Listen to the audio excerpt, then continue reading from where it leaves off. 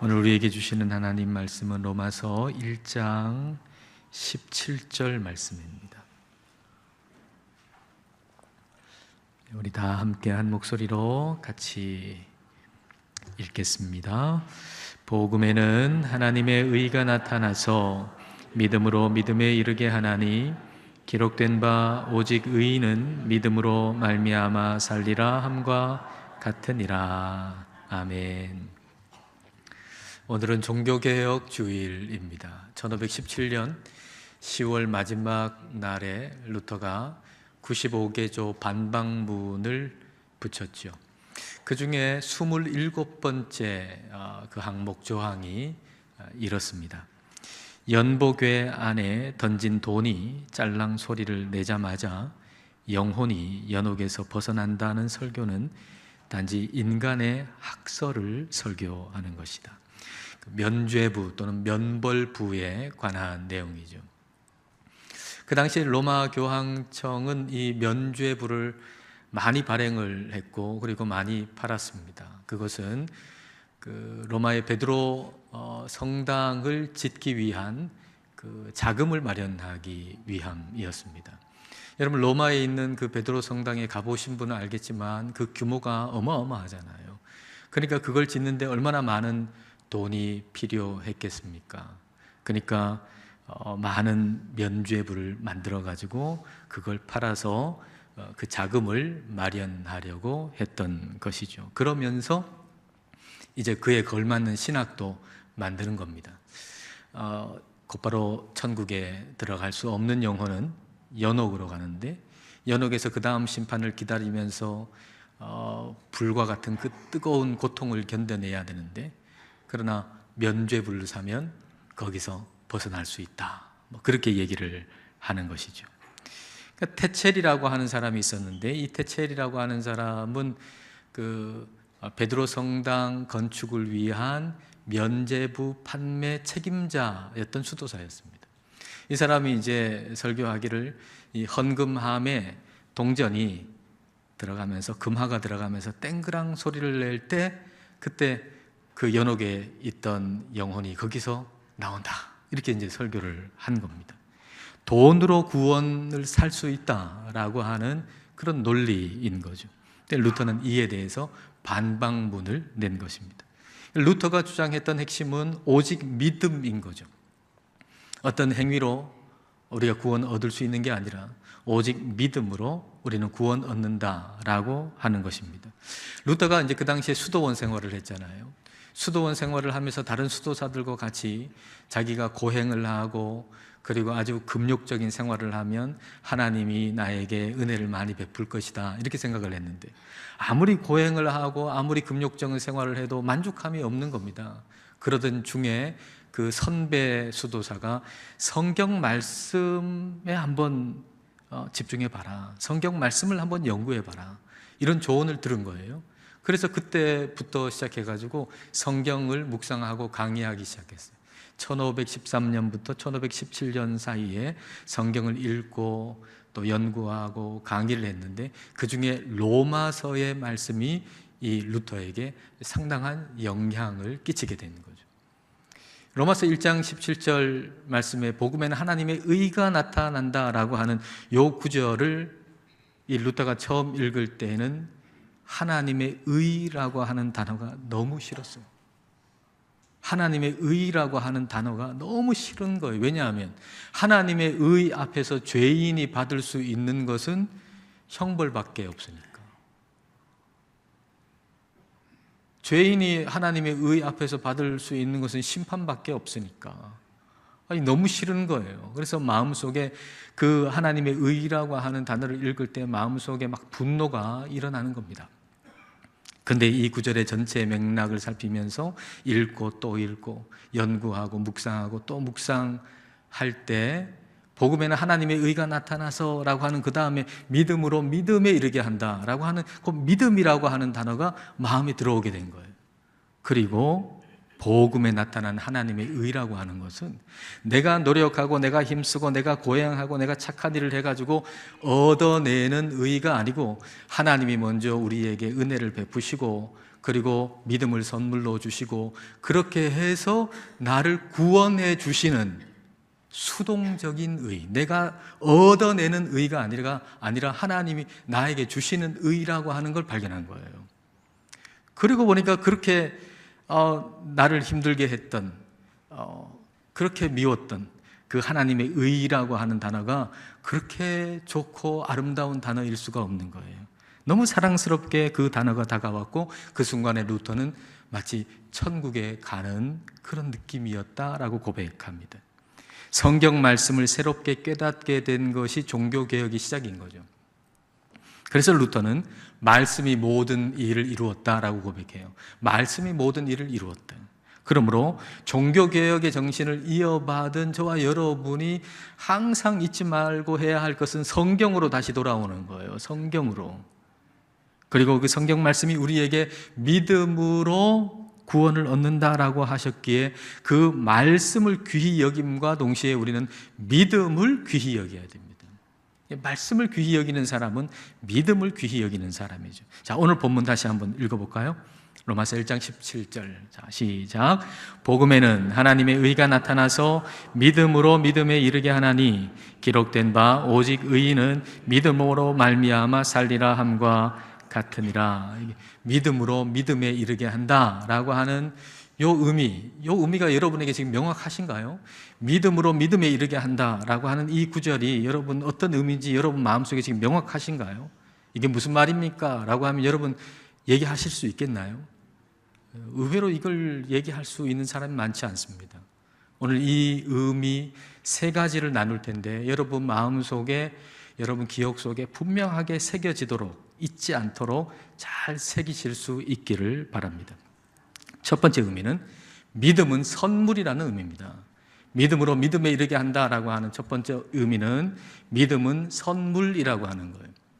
믿음이라고 하는 단어 말입니다. 피스티스라고 하는 이 단어는 믿음으로도 우리가 번역할 수 있지만 신실함으로도 번역할 수 있어요. 그래서 성경에 믿음이라고 번역된 말은 신실함으로 바꾸어서 읽어볼 때 굉장히 유익해요. 그러니까 여러분 믿음이라고 되어 있는 부분은 항상 신실함으로 다시 바꾸어서 읽어볼 필요가 있어요. 그러므로 믿음으로 믿음에 이르게 한다. 이것도 어떻게 읽을 수 있습니까? 신실하심으로 신실함에 이르게 한다 말이에요. 신실하심으로 신실함에 이르게 한다. 여러분, 하나님께서 우리에게 독생자까지도 아낌없이 내어주신 그 신실하심, 예수 그리스도께서 십자가에서 우리의 모든 죄를 다 지시고 모든 피 한 방울 남김없이 다 내어주시기까지 우리를 향한 그 신실하심, 그 신실하심이, 우리를 향한 하나님의 신실하심이 우리로 하여금 하나님을 향해서 신실하게 만든다는 거예요. 그러니까 하나님의 피스티스, 우리를 향한 하나님의 피스티스, 하나님의 믿음, 하나님의 신실함이 없으면 우리의 피스티스, 우리의 믿음, 우리의 신실함이라고 하는 건 존재할 수 없는 거예요. 그래서 믿음은 선물인 거예요. 그래서 믿음은 선물이에요. 히브리서는 예수님을 믿음의 주요 또 온전하게 하시는 분이라 그랬거든요. 달리 말하면 예수님은 믿음의 창시자요 완성자라는 말이에요. 믿음을 만드신 분은 예수님이에요. 그분의 신실하심 때문에 우리에게 믿음이 생긴 거지. 그분의 신실하심이 없으면 우리에게는 믿음이라는 거, 그분을 향한 신실함이라는 거, 이건 존재할 수가 없습니다. 그래서 믿음은 선물인 겁니다. 만약 믿음이 내가 믿는데 내가 믿는 믿음이라고 생각하면 구원도 내가 얻는 거죠. 그러나 이 믿음은 그분이 나를 향한 변치 않는 신실하심 때문에 내 안에 비로소 그분을 향한 신실한 믿음이 생긴 거예요. 이게 선물이에요. 그래서 구원도 선물이에요. 믿음은 선물입니다. 믿음으로 믿음에 이르게 한다라고 하는 두 번째 의미는 처음부터 끝까지 믿음이어야 한다는 거예요. 계속 믿음이어야 한다는 거죠. 여러분, 한번 믿기는 쉽잖아요. 어떤 상황 속에서 하나님 진짜 계신 것 같아, 그 믿어지는 거는 누구나 할 수 있잖아요. 그러나 모든 상황에서 믿는다는 건 쉽지 않죠. 계속 믿는다는 건 쉽지 않죠. 하나님 만나를 내려주실 때에 그날, 만나를 내려주시는 그날 감사하는 건 쉽죠. 누구나 하죠. 그 한 주간 감사하는 건 누구나 하겠죠. 그러나 40년 내내 만나를 내려주신 40년 내내 계속 감사한다는 건 쉽지 않죠. 그래서 이스라엘 백성들은 시간이 지나자 이 하찮은 음식이라고 하잖아요. 믿음도 그럴 수 있다는 거예요. 우리가 처음에는 이 믿음을 너무 귀히 여겼지만 시간이 지나가면서 이 믿음 하찮은 것으로 여길 수 있다는 것이죠. 근데 우리의 믿음은 그래서는 안 된다는 거예요. 우리의 믿음은 계속 믿음이어야 된다는 거예요. 그럼 계속 뭘 믿냐는 거예요. 그럼 계속 뭘 믿어요? 뭘 믿어야 돼요? 히브리서 11장 6절 말씀 보겠습니다. 믿음이 없이는 하나님을 기쁘시게 하지 못하나니 하나님께 나아가는 자는 반드시 첫 번째 뭘 믿어요? 그가 계신 것과 또한 두 번째 뭘 믿어요? 그가 자기를 찾는 자들에게 상 주시는 이심을 믿어야 할지니라. 자, 하나님이 상 주시는데 누구한테 상을 주신대요? 하나님을 찾는 자들에게. 그럼 하나님을 찾는다는 건 뭐예요? 하나님이 지금 여기 없는 것 같은 때라는 거 아니겠습니까? 그러니까 하나님을 찾는다는 것은 지금 여기 하나님이 없는 것 같아요. 하나님이 나를 전혀 도와주시지 않는 것 같아요. 그런 때에도 하나님을 찾고 하나님을 믿고 하나님을 신뢰하고 하나님을 높이고 하나님을 찬송하는 자에게 하나님은 상을 주신다라는 말씀입니다. 자, 오늘 본문 다시 한번 읽어볼까요? 로마서 1장 17절 다시 읽습니다. 시작. 복음에는 하나님의 의가 나타나서 믿음으로 믿음에 이르게 하나니 기록된 바 오직 의인은 믿음으로 말미암아 살리라 함과 같으니라. 오직 의인은 믿음으로 말미암아 산다라고 하는 게 어디 나오는 말씀이에요? 오늘 로마서에서 나오고 그 전에 또 나오죠. 어디에서 나와요? 하박국서에서 나오죠. 그러니까 오직 의인은 믿음으로 말미암아 산다라고 하는 이 말씀은 하나님이 하박국 선지자에게 하신 말씀입니다. 하나님께서 계시지 않는 것 같아요. 아니, 하나님이 계시다면 어떻게 이런 일이 있을 수가 있어? 하박국 선지자의 마음속에 그런 생각이 들었습니다. 우리한테도 그런 생각 들 때 있죠. 하나님이 계시다면 어떻게 내 인생에 이런 일이 있을 수가 있어? 이 세상에 어떻게, 하나님이 계시다면 이 세상에 어떻게 이런 일이 있을 수 있어? 그런데 하나님께서 이렇게 말씀하세요. 정한 때가 되면 반드시 응답할 테니까 비록 더딜지라도 기다려라. 그렇게 말씀하세요. 그리고 나서 하시는 말씀이 뭐냐면 오직 의인은 그의 믿음으로 말미암아 살리라. 그렇게 하나님이 하박국 선지자에게 말씀하고 계세요. 여기서 믿음, 오직 의인은 그의 믿음으로 말미암아 산다라고 할 때 그 믿음은 신실함으로 바꿀 수 있는데 그 첫 번째는 그분의 신실함. 믿음이라고 생각할 때 가장 먼저 생각해야 될 것은 하나님의 신실함이에요. 하나님의 믿음이에요. 그리고 하나님의 그 신실함으로 인해서 그 다음 생긴 게 뭐예요? 나의 믿음이죠. 하나님을 향한 나의 신실함인 거죠. 그래서 이거를 바울은 멋지게 표현했잖아요. 믿음으로 믿음에 이르게 한다. 우리 하나님이 하박국 선지자에게 하신 그 말씀을 얼마나 성령님 안에서 제대로 멋지게 풀이했는지 믿음으로 믿음에 이르게 한다라고 말씀하신 거예요. 하나님의 그 신실하심 때문에 하나님을 향한 신실함이 나에게 생겼다, 그 말입니다. 그래서 여기서 말씀하시는 것은 하나님이 계시다면 어떻게 이런 일이 생길 수 있는가라고 생각이 들 때 그때 뭘 보라고요? 하나님의 신실함 봐라. 지금 이 상황 보지 말고 하나님이 변함없이 신실하신 분이라고 하는 걸 봐라. 그걸 계속 보면 너의 마음에 하나님을 향한 신실함이 생길 거다. 그 믿음으로 의인은 사는 거다, 그 말입니다. 그러니까 계속 믿음은 언제 생겨요? 신실하신 하나님 바라볼 때 생기는 거예요. 나를 바라볼 때는 생기지 않아요. 신실하신 하나님을 계속 바라볼 때 우리 마음속에 계속 믿음이 생기는 거예요. 그리고 이 말씀에 따라 하박국이 응답하잖아요. 어떻게 응답합니까? 하박국서 3장 17절 18절입니다. 비록 무화과 나무가 무성하지 못하며 포도나무에 열매가 없으며 감람나무에 소출이 없으며 밭에 먹을 것이 없으며 우리의 양이 없으며 외양간에 소가 없을지라도 하나님이 내 삶에 전혀 계시지 않는 것 같은 때에도 하나님이 나를 전혀 도와주지 않는 것 같아도 하나님이 계시다면 어떻게 세상이 이럴 수 있느냐고 질문할 수밖에 없는 그런 상황이어도 18절 말씀 같이 읽겠습니다.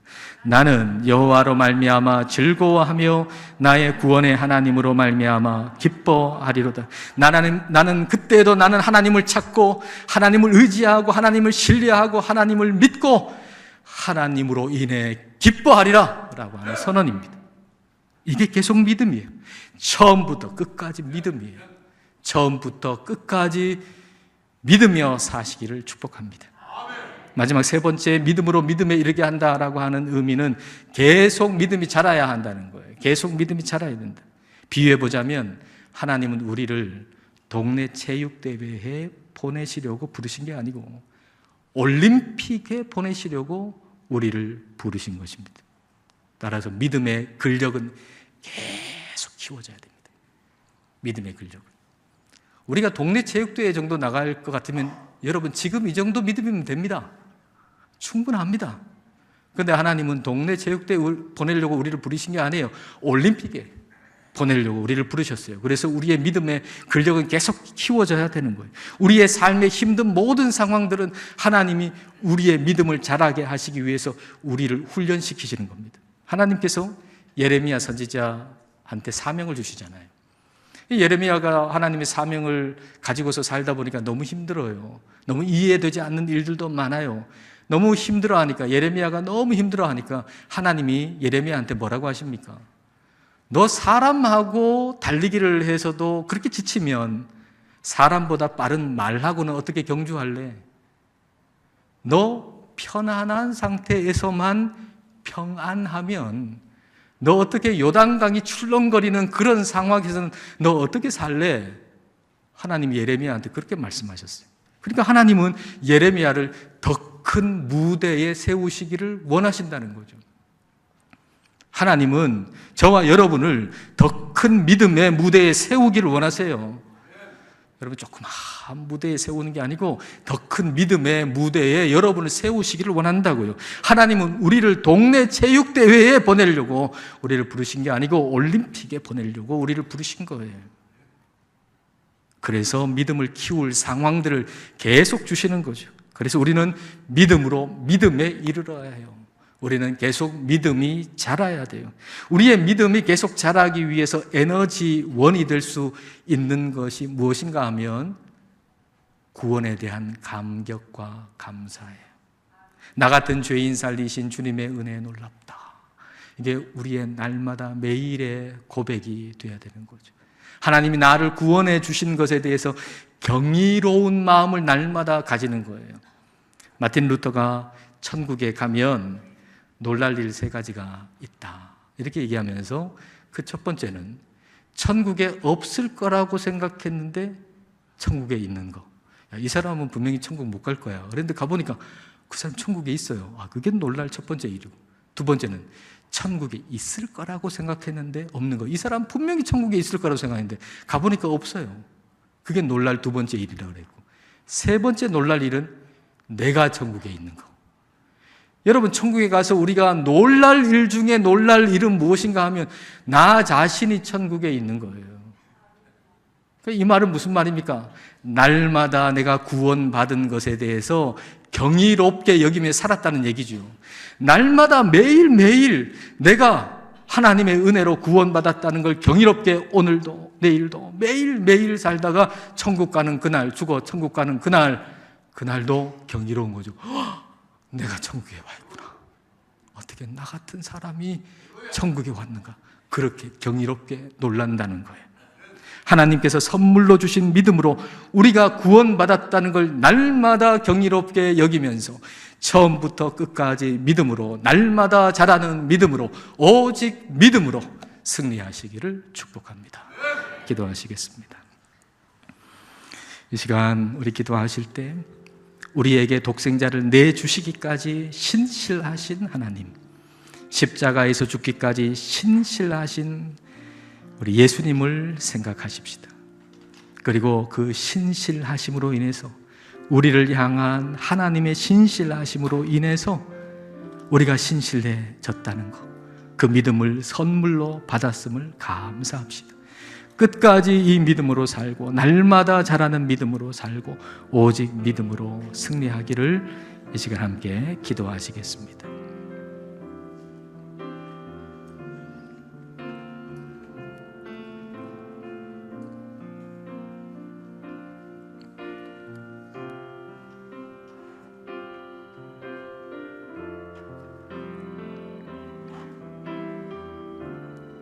하나님 아버지, 우리를 향한 끝없는 주님의 그 신실하심으로 인하여 주님을 향한 신실함, 믿음을 우리에게 선물로 주셔서 감사드립니다. 주님, 우리가 날마다 십자가의 그 신실하신 사랑을 바라보게 하셔서 처음부터 끝까지 믿음으로 살게 하옵소서. 때로 하나님이 멀리 계신 것 같이 여겨지는 순간에도 하나님을 찾고 하나님을 계속 신뢰하고 의지하게 하옵소서. 성령님, 우리들을 날마다 일깨워 주셔서 날마다 믿음이 자라게 하옵소서. 나 같은 죄인을 구원하신 그 은혜를 늘 경이롭게 여기며 날마다 믿음이 자라게 하옵소서. 예수님 이름으로 기도드립니다. 아멘.